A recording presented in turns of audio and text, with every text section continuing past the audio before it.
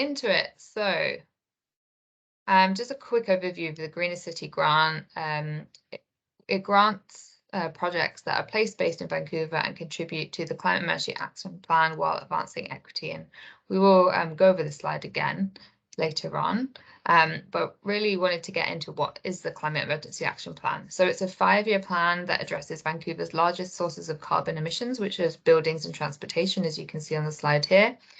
This plan was approved in November 2020 by City Council and is a plan that puts Vancouver on track to reduce our carbon pollution by 50% by 2030 in alignment with the findings of the UN IPCC report to limit global warming to 1.5 degrees C. There are 6 big moves identified in the Climate Emergency Action Plan that put us on a path to achieve our 2030 targets. So number 1 is that 90% of people living within an easy walk or roll of their daily needs. Number 2 is that 2/3 of trips in Vancouver to be by active transportation and transit. The third is that 50% of the kilometers driven on Vancouver's roads will be by zero emissions vehicles. The fourth is that we will cut our carbon pollution from buildings in half compared to what we had in 2007. The fifth is to reduce embodied carbon emissions by 40% from new buildings and construction projects. And then the sixth and final one is to capture carbon in forests, wetlands, and soils. And you'll notice that 3 of the focus areas just in the previous slide that we're looking at for the grant align with the Climate Emergency Action Plan. So prioritizing projects related to active transportation, energy efficiency and green buildings, and ecosystem restoration and carbon sequestration. And these 6 big moves will accelerate our climate action in Vancouver and help us to reduce our carbon pollution by 50% by 2030. Importantly, a big part of reducing our emissions involves engaging our communities to take meaningful climate action. And so through the Greenest City grant, we hope to foster sustainability leadership and collaboration, create opportunities for innovation and mobilize community to take collective action on climate in Vancouver and then really help us work together with the city on this plan. And then another key aspect of the Climate Emergency Action Plan is the focus on equity. So climate change impacts people differently, we know. Often those who contributed least to causing it will experience the worst impacts. So our focus on equity is further supported by the City of Vancouver's Equity Framework, which was approved by City Council in 2021. And it lays a foundation for departmental action planning and for cultural change within the city as an organisation. The framework you can see here defines equity as both a process and an outcome. And so as a process, we need to seek ways to transform current structures, policies and processes in order to balance power and influence. And as an outcome, we need to expand access to address systemic inequities. And so through this grant, we are looking to support projects that actively work to reduce these systemic inequities experienced by residents throughout the city while meeting the needs of communities most impacted by climate change. And so when we are reviewing applications, we will evaluate if there is potential to reduce inequities faced by residents in Vancouver through the project. Also to note that can also be met by the group or your organisation itself having a mandate to do that as well. So getting into the grant itself, projects must be place-based and contribute to the Climate Emergency Action Plan. So the focus areas we're looking at are active transportation, energy efficiency and green buildings, ecosystem restoration and carbon sequestration. Those are the ones I just mentioned, are directly linked to goals in the Climate Emergency Action Plan, and then also food systems, consumption and waste. If you have a project and it doesn't exactly fit in these buckets, that's fine. When you fill out your application, there is an other, and you can note what it is there. But largely, this is kind of where we're focusing. And then projects, as I mentioned, should also work to reduce systemic inequities experienced by residents. They should engage local residents and communities to increase the sense of ownership of climate solutions, strengthen social connections, and or be led by equity-seeking organisations, which is kind of what I was alluding to there. And your project doesn't have to do every single one of these, but we really we want to see a focus on community and on and on the equity side. So a bit of a kind of overview of the grant to date. So 2016 to 2021, we were really funding green projects, community-driven initiatives that helped advance sustainability in Vancouver. We funded 34 projects, an average of 5 to 6 per year. Average grant was between 35 and 45. I think went up to the highest was maybe like 70,000. And we still have some projects from that kind of original grant program still running now. But then in 2021, we updated the grant to shift our focus to be in line with Climate Emergency Action Plan and equity. And so this is the second year we're running it with this new focus, and there's 283,000 available for 2023. You can apply for up to $50,000 per project. Your project may be 1 or 2 years in length, and we're changing the application process slightly here this year to a 2-step application, which I'm going to get into next. But an original expression of interest is due October 7th, and then the full application is due November 28th. So for the application process, the first step really is to just determine your eligibility. So if you go to the Greenest City Grant website, which is vancouver.ca/green-grants, you'll find the information guide there, and that really lays out eligibility, what kind of things we fund, what kind of things we won't fund. And then you can download and complete an expression of interest form. There's a Word version and a PDF version, just you choose whichever one you prefer. They're exactly the same. And then you email that to greenest.citygrant@vancouver.ca by October 7th at 5 p.m. The second step is that city staff will review your expression of interest and provide you with feedback, and if you fulfill the eligibility criteria, your project is eligible for funding, we will invite you to submit a full application. And that has a few more pieces. We need some information on your organization, some more detailed information on your project budget and supporting documents, and we'll get into that in a few slides. And then you will again email that to greenest.citygrant@vancouver.ca by 5 p.m. on November 28th. If you have applied before, you'll note that you're sending it directly to us instead of social policy, which was what was previously the process. So just it's on the application forms, but just note that the email address for submission is different. So the timeline for the grant is open now. The deadline for expressions of interest is the 7th of October.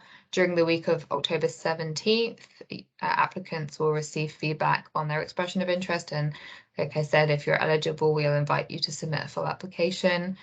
The deadline for that is November 28th. City staff will evaluate and make funding recommendations to council in January, and council will approve those in mid-February 2023. So we don't have the exact council date yet, but it will be early to mid-February, and we notify applicants 2 weeks before that date of whether they're successful or not. So for eligibility, we will fund registered nonprofit societies, registered charities, social enterprises, and First Nations.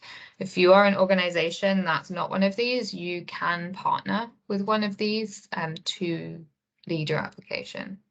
You must have an independent, active governing body composed of volunteers, a board, or an executive. You must demonstrate accommodation and inclusion to all Vancouverites.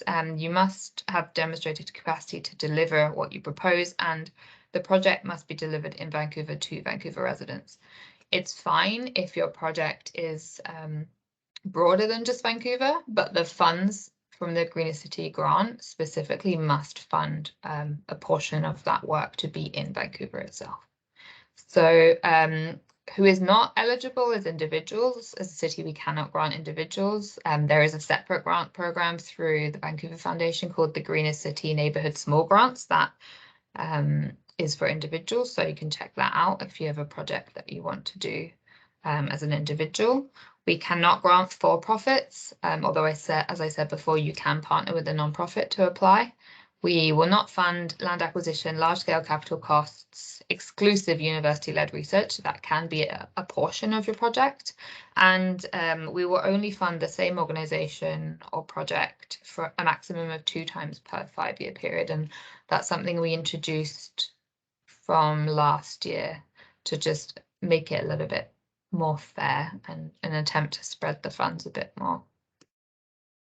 So the expression of interest is the first step. As I mentioned, it's new for this year, and we introduced this to try and make it a bit easier for folks. So rather than spending hours on your application just to find out it's not eligible, we really wanted to have this quick expression of interest. It's a one-page, really high-level overview of your project, and it gives city staff a chance to confirm with you if your project is eligible, and give you some feedback as well, and then invite you to apply. So you can download this form now. As I said before, it's available as a Word document and a PDF. You just choose which one you prefer, and then you submit it by 5 p.m. on October 7th to greenest.citygrant@vancouver.ca.